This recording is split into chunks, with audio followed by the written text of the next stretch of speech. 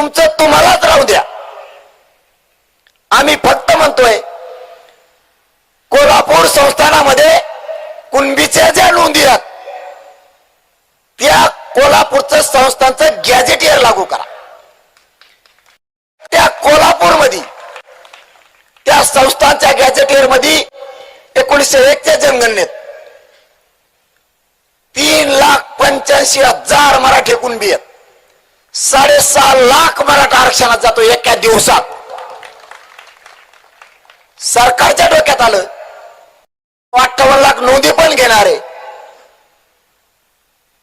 Gadget पण पूर्ण लागू करून घेणारे, आणि आपल्याला तर सातारा संस्थांचं, कोल्हापूरचं आणि हैदराबादचं गॅजेटियर द्यायचं नाहीये मराठ्यांना, असं सरकारने कट रचला. आता नाही कसं म्हणायचं हेही त्यांच्या पुढे प्रश्न उभा राहिला. कारण 58 लाख नोंदीचा डाटा 1 वर्षापासून मागतोय मी त्यांना, मुंबई पासून देतच नाहीये. म्हणून 29 ऑगस्टला आंदोलन पुकारले. मग आता मराठ्यांना तर द्यायचा शब्द दिलाय, आता तर ते लागू करावं लागणार आहे. मग काय करावं लागेल? मग काय करा, 2-4 प्रमाणपत्र रद्द करा आणि भाजपचा सगळा आयटी सेल, सगळी सोशल मीडिया चालवा आणि मीडियामध्ये सुद्धा ट्रायल घ्या की या कुणबी नोंदीचे प्रमाणपत्र नाहीयेत. म्हणजे मराठा समाजाच्या पोरात आणि समाजात गैरसमज जाईल. आपण तर कुणबीतून ऍडमिशन घेतलंय, कुणबीतून नोकरीला लागलो, प्रमाणपत्र तर रद्द व्हायला लागले. पोरं घाबरले पाहिजेत, खचून गेले पाहिजेत. मराठा समाजाला धीर सोडला पाहिजे. यासाठी प्रचंड मोठं षडयंत्र फडणवीसांच्या सांगण्यावरून बावनकुळेने रचलं आणि एकनाथ शिंदे साहेबांच्या म्हणण्यावरून शिरसाटने रचलं आणि पक्का मराठ्यांचा घात करायचं ठरवलं. मी हे तोंडी बोलत नाहीये. मी जर तोंडी बोललो असतो तर सरकार म्हणलं असतं सरकारवर आरोप करतायत. मराठ्यांच्या नशिबानं नियती मराठ्यांच्या बाजूला असल्यामुळं बावनकुळेने दिलेलं पत्र माझ्या हाती लागलं, या नोंदी रद्द करा म्हणून. आता त्यांनी नवीन सुरू केलं. कारण शिंदे साहेबाचे असणारे उदय सामंत साहेबांनी सांगितलं आम्ही आमची चूक सुधारतो. आणि मी हे जाहीरपणानं बोललो, शिंदे साहेब त्यांची चूक दुरुस्त करायलेत. मला माझ्या मराठा समाजाच्या लेकराशी देणं घेणं, राजकारणाशी नाही.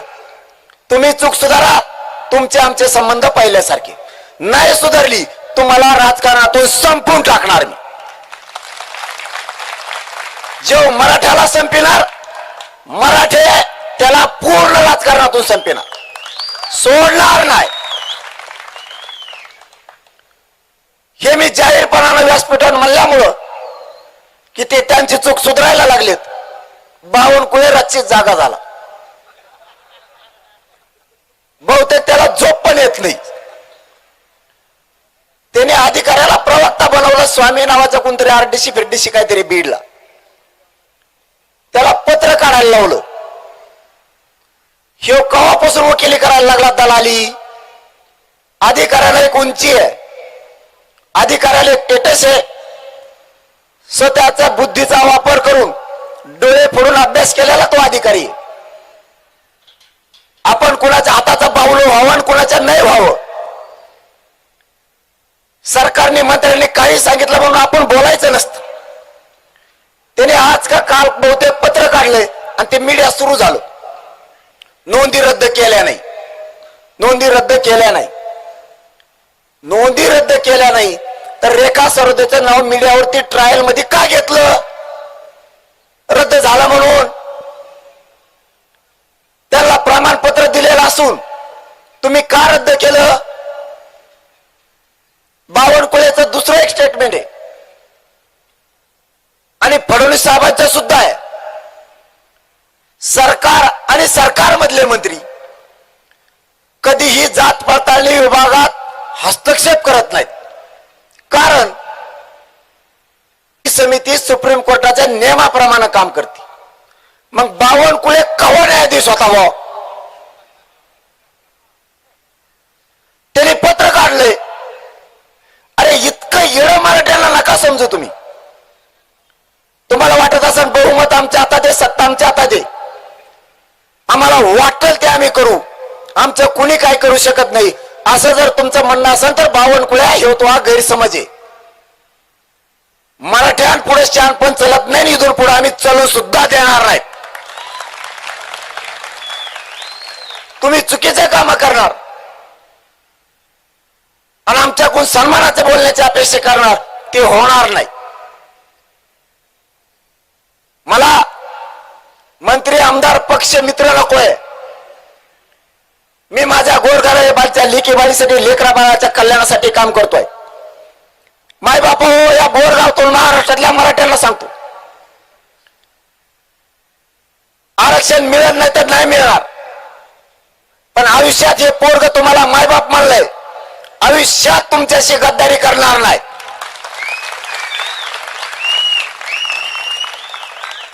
हे खोटं नाटक पचवायची ताकद माझ्यात नाही. मी ना पद घेणार आहे ना पैसे घेणार आहे. मला सुखी समाधानी लेकरं मराठ्यांचे करायचे. ते अधिकारी होऊन लाल दिव्याच्या गाडीत बसलेले मला बघायचे. यासाठी मी जीवाचं रान करतो रात्रंदिवस. हे हरामखोर सरकारने किती बदनाम केलं तरी मराठ्यांनी त्याला दाखवून दिले आम्ही राज्यातले सगळे मराठे एकजूट आहेत. मराठे नोकरीवरती जात नाहीत बैठकीच्या दिवशी, व्यवसायाकडे जात नाहीत आणि शेती कामाला सुद्धा जात नाहीत. जिथं कुठं बैठक आहे तिथं सगळे येत आहेत. आणि मी जाहीर सांगतो, मी कोणालाच बैठक दिलेली नाही. त्या दिवशी मी दौरा रद्द केला, हे सगळे होते, आमची वादावादी झाली.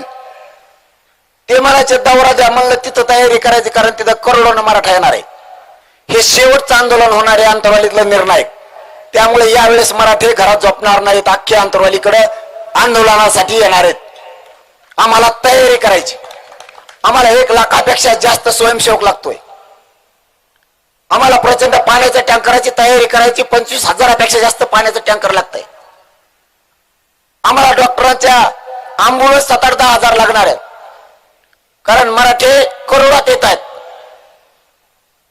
आम्हाला खूप तयारी करायची. काही मराठे तिथंच मुक्कामी राहणार आहेत, माघारी जाणार नाहीयेत.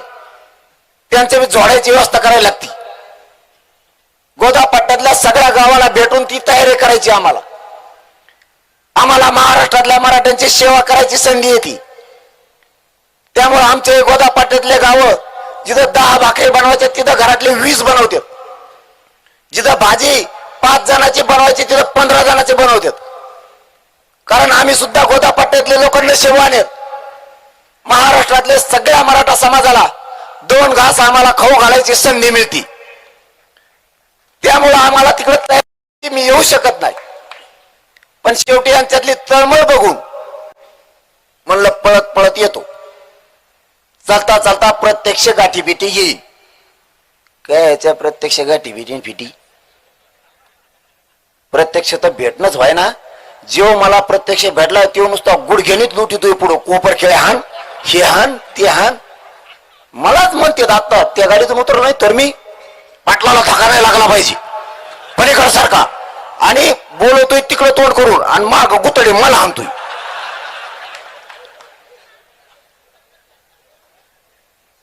मी नाही बोललो होतो, पण बोललो चला येतो मी, प्रत्यक्ष गाठीभेटी घेतो. माझ्या मराठा समाजावर काय अन्याय झाला मी दारोदारी येऊन सांगतो.